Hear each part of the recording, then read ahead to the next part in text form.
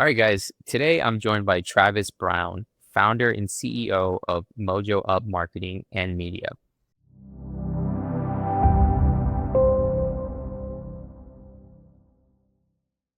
It's a full service, minority owned brand agency, and he also operates as a fractional CMO since 2019. Travis comes with over 2 decades of experience in the marketing world. He's spoken on over 2,500 stages and hosts the Mojo Factor podcast. He's a purpose-driven leader. He's known for driving authenticity, personal branding, and cultural accountability inside of his businesses and his community. Travis, great to have you on the show. Thanks for having me, Chris. I'm always excited to be able to talk marketing, brand, and business. Yeah, also, and thanks for making the time. I know as a busy agency owner, it's not always easy to carve out time. Thanks for carving it out. Getting started here, for agency founders who've already passed that million mark, Travis, when you were scaling your agency, what was the one growth factor, the one growth lever that made the biggest difference for you? And what do most founders overlook in those early stages? I think number one thing that every founder has to focus in on, in my opinion, is somebody has to be responsible to drive revenue. And I think with a lot of marketing agencies, the founder is a creative who loves to do cool things with brands, and they leave the revenue to somebody else. And that creates a lot of up and down, a lot of vulnerability. And I think I was that. I drove that revenue, but then tried to pass it on and never really worked. And so it was always really a difficult balance. So I always just tell founders, like, make sure that you got revenue driving systems in place, or the cool stuff you want to do, you won't get to do. Got it. And do you have a specific example of a revenue driving system that you had success with or that you would be open to sharing? Yeah, I'm always about how do I go one to many. And what's funny is that as a marketing agency, and I'm more of a brand guy, it's about who you are, what you do, the impact that you make, and your ability to tell that story. And so I look for stages. Obviously, we talked about podcasts and leveraging really positional power around connections to figure out who is the best for our business and where can I find the masses of them that are all in the same place and leverage my time, energy, and talent to that. So networking is still one that I do in CEO groups, founder groups, things like that. But also telling your story online becomes leveraging point for all those conversations. So I definitely believe that you have to have constant contact with people that you need to sell to. That makes a lot of sense. And it sounds like you walk the walk, given that you've been on 2,500 stages. Yeah, and what's interesting is that's actually how I got to marketing, which was through speaking. I was a motivational speaker for years, 10 plus years, actually 3,000 plus talks in my life. And the number one thing you have to do if you're a good speaker is figure out how to market your services. The speaking is easy, right? Getting on the stage and talking for 45 minutes, 60, moving people, easy. Hard, getting people to know who you are, know what you're about, trust you, give you a check to talk to their audience. And so that's where I really got my marketing chops, was learning how to do all those things. And I just learned how to leverage them into an agency down the road, so I didn't have to jump on a plane and fly a bunch of places and leave my family. So that's actually how I got to marketing. And now I try to do the same thing locally to build our business. That's interesting. There's always this awkward stage where revenue's growing, but fulfillment and sales are at capacity. So for you, Travis, what broke first when your agency started to cross that multi-million mark or even that million mark? What some people on our internal staff used to say is Travis figures out how to sell us into things that we've never done before. And I think that's been a challenge because you're trying to figure out who you are to the market. And so something comes up, you're like, I think we can do that. And then honestly, we had all these problems trying to fulfill it. Not because the creative wasn't good, because the process wasn't good and the communication wasn't in sync. And we were still dealing with a bunch of first times, and it was super, super painful. And so one of the things I tell business owners, especially agency owners, is you got to either have a coach or some mentor that can help guide you through those pain points. Because I promise you, if you begin to sell successfully, then people see your work, they come out of the woodworks to work with you, but you can't fulfill it. And now you go backwards to try to patch all those holes. So I believe a good mentor, a good coach are people that can really help you navigate some of those challenges. That makes sense. I think everybody needs to have that, regardless of business, profession, just life in general. So yeah, I can relate. So given that, and given, your trajectory, where are you looking to take the agency this year? So 2024 really closed out for us, like the whole idea around full service. Now, although we still have some full service offerings for smaller clients like our nonprofits and small businesses, but it was really about what is it that we do exceptionally well? And what would that look like for us to niche that? And so for us, it's strategy and video production slash content creation. And what I learned to look at my business, and if you're a business owner, you have to do this and go, what are your core offerings that are really producing the highest level of not just revenue, but return on investment? They're most profitable. And for us, that was strategy because I still owned all the strategy and video production. What we learned was that website, basically we were losing money, graphic design losing money, social we were losing money, and those two things were funding all of that. So in 2025, we started looking at that. What does me being more in a fractional CMO role look like? And lean into our brand blueprint process where we help people build that. What does it look like to start landing some larger enterprise type clients in video production to go from a $5,000 video to a $50,000 or $100,000 video? And so the whole idea was, can we do less and actually make more? And so that's the path that we're on now of really focusing in those two areas and really looking at who values that and how can we show up and add value to them. How did that make sense? And being a seven-figure agency owner, how much of dialing in those pieces until 80/20, like what's actually producing the 80% of the results for you, how much of that do you feel like is on your shoulders versus like consulting with your team? I think the structure of building a profitable business always lies with the founder, the owner, until you're large enough that your leadership team is taking over and you're stepping back.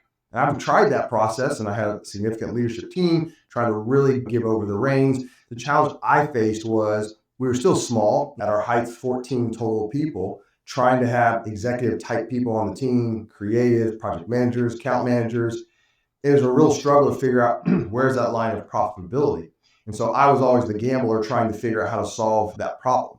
That doesn't have to be that. If you have a partner, you can definitely go about it differently. That wasn't my journey. What I've really looked at though is instead of having a big team with a bunch of salaries, and especially for a company who's more project based, looking at more of like who are the key components that we always have business for, i.e. video production. I couldn't hire enough videographers on full staff to outrun that need.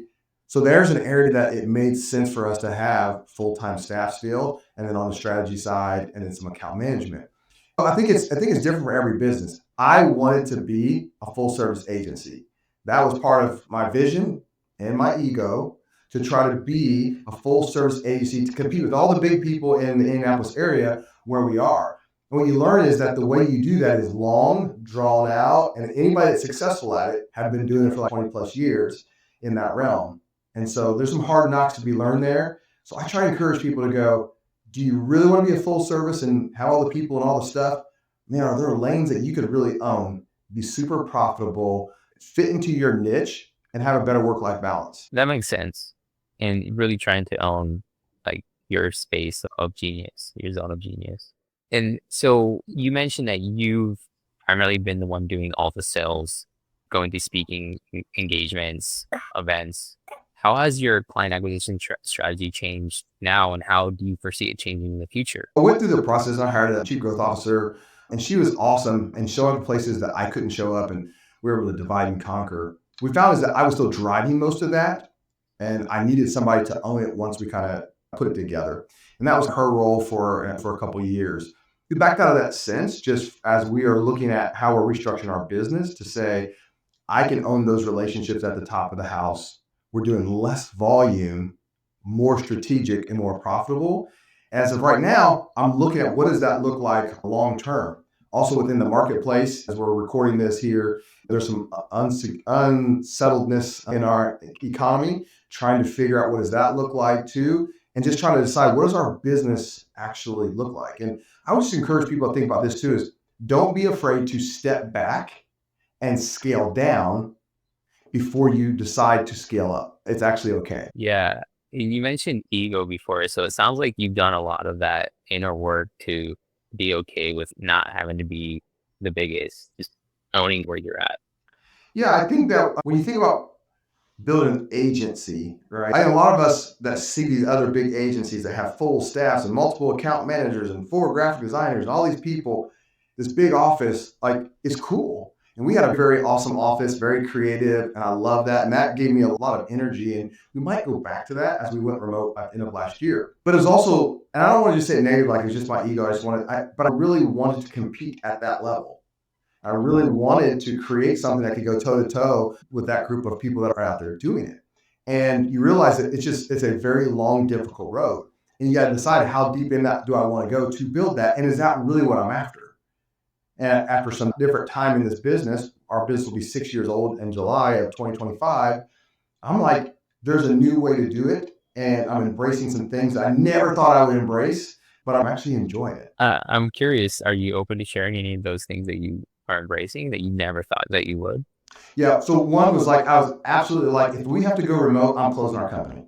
I would not even want to even think about being remote because I had team, staff, collaboration, creative energy, face to face. It also helped me solve problems that being remote I wouldn't do. Now, fairness, I scaled way down with our staffing to be able to do that and feel comfortable in that space. I'm getting used to it. Not that I like being remote, but what I do is, for example, now I can see my kids get on the bus in the morning and I can see my kids get off the bus. I have the flexibility in the middle of the day to do things that I would never have done being in an office environment. It has its repercussions too, because sometimes I'll work till 1 or 2 o'clock now because my office is right here on the way upstairs.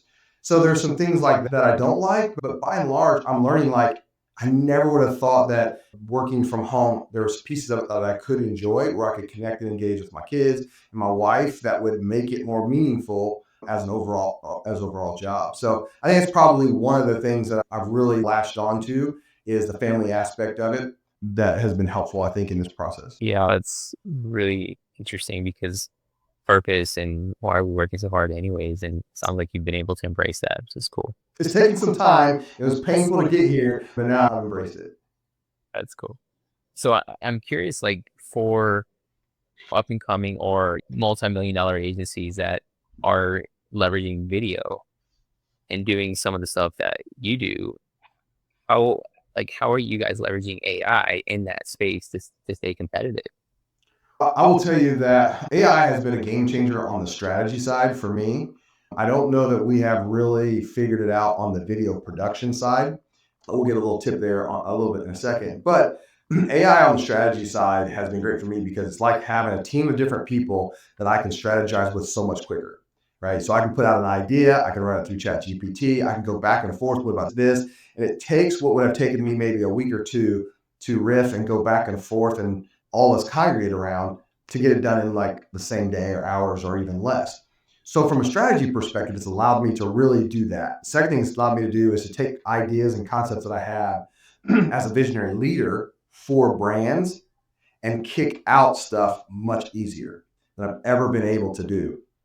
You were talking about writing my bio and using an AI and you can't take full credit for it. I don't agree with that. I think the people that are driving AI and asking the questions and the prompts and massaging that, like it's no different if you had 3 staff members right here in your office and you're asking them and they're giving you that feedback and then you come up with something and that's what you roll with, right? So I think you can lean into that and figure out how do you use it in your business. We use a lot in social media copy, a website copy, things like that I can build our core blueprint, what we call it, which is your messaging strategy, your go-to-market strategy, your creative strategy, and your execution plan.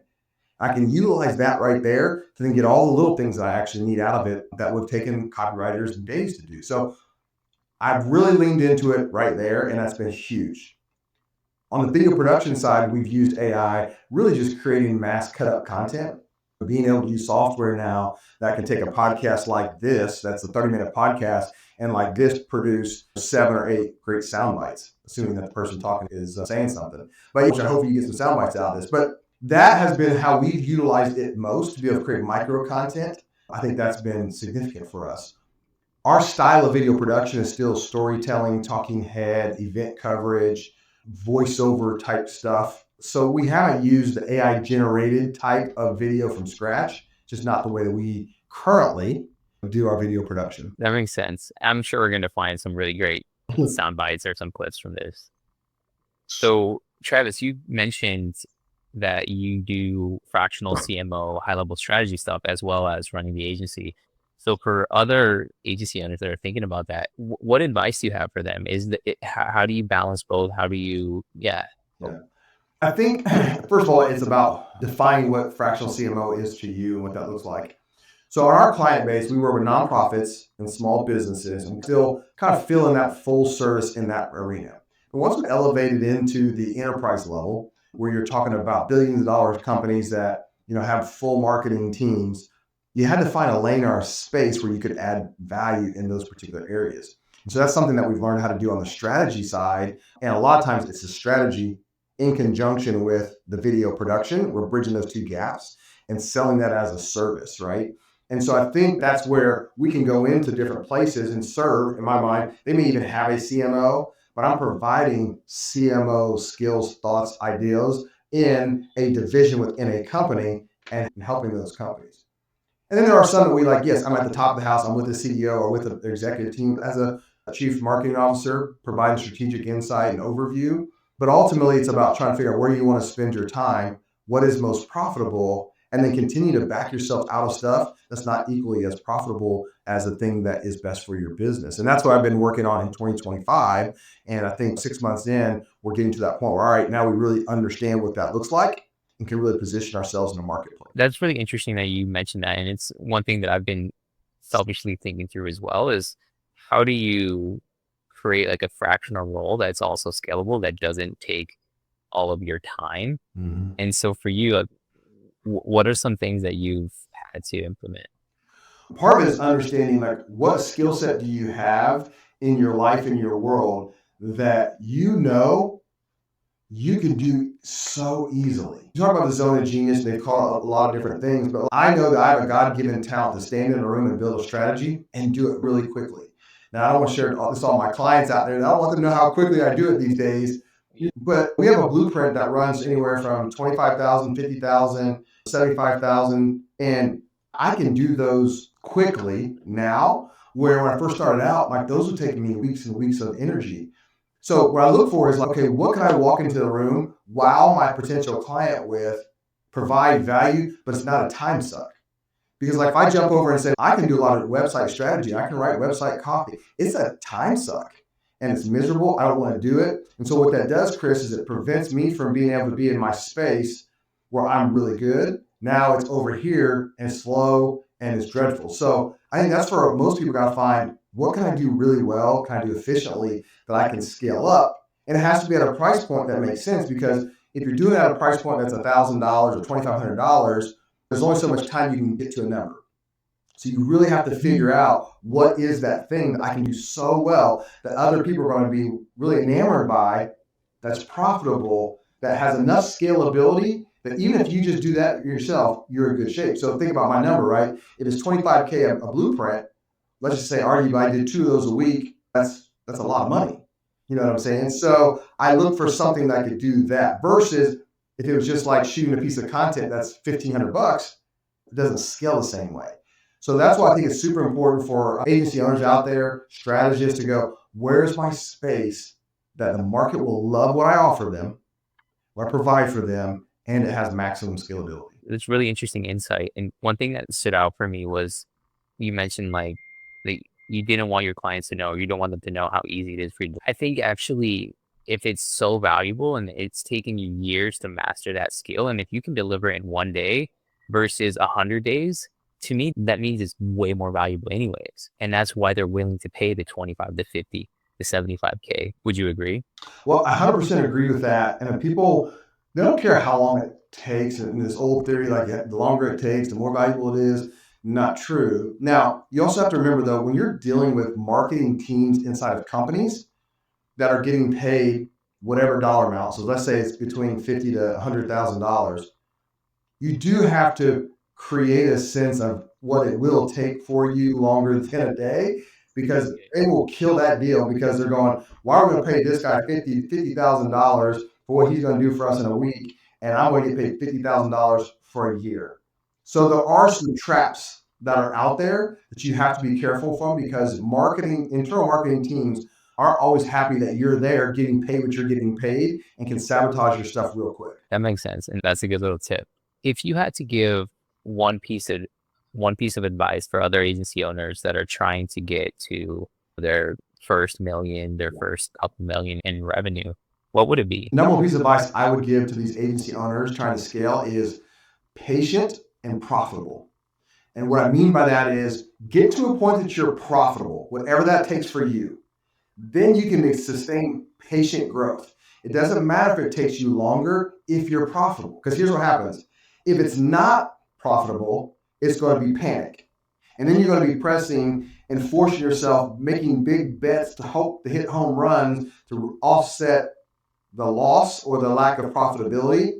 I'm telling you, the biggest mistakes that I made were not being patient after getting profitable and trying to be like, no, we're going to drive to be bigger and better, drive. And sometimes if we had just stayed patient and profitable, it would have allowed the growth to be more organic, natural, and a lot less risk. Oh, that's powerful. Where can people find you, Travis, if they either on the client side or if other agency owners that are looking just to have a conversation?